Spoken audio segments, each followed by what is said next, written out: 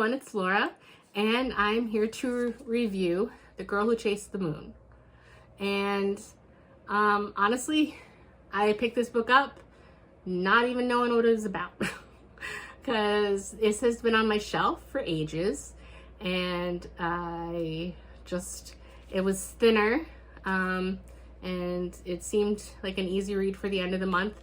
This is the very last book I read in August.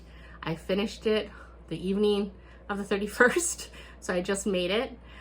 This book is about a girl, Emily Benedict, whose mother, Dulcie, has passed away in an accident.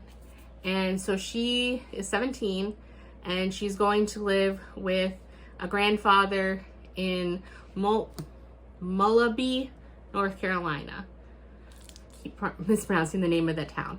Mullaby, North Carolina. And thing is, she didn't know this grandfather existed. Her mother didn't tell her anything about her childhood or where she grew up or her family, nothing. So the fact that this grandfather existed and still has property and can take her in kind of came as a surprise to Emily. So she moves in and stuff is not what it seems in the town.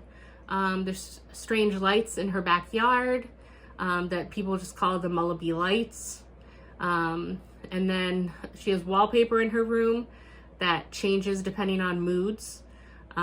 She has her grandfather that she didn't know existed. He's basically a gentle giant. They make him sound, I don't know if they give specifics in the book, but they make him sound like he's over 8 feet tall, basically.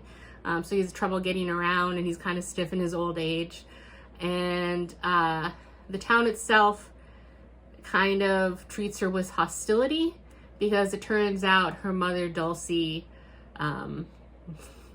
was not well liked. Something happened in the past, and so Emily has to kind of figure out what was going on and see if she can find her place and fit in this town, because she has to kind of make the best of it because she has nowhere else to go.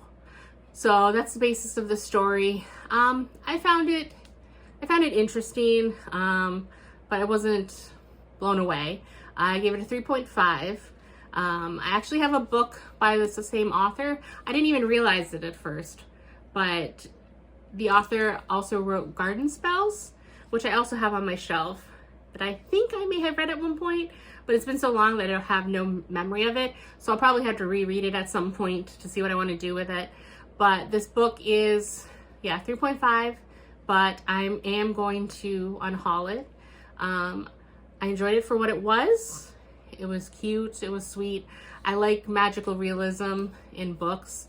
But I liked the side characters, Julia's story, more than I actually liked Emily, maybe just because I'm not a 17-year-old girl anymore. So dealing with the 30-something-year-old Julia, I related to more. But yeah, I'm going to unhaul it because while I did enjoy my time with it, I can't foresee myself rereading it again.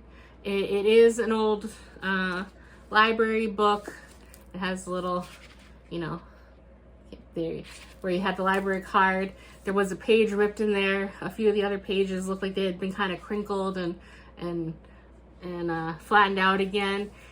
And I'd rather put this out in a free little library somewhere around my area and, give it to someone else who might find joy from it, but it doesn't necessarily need to take up space on my shelf. So that is it for my review of The Girl Who Chased the Moon, and I will see you in the next video. Bye.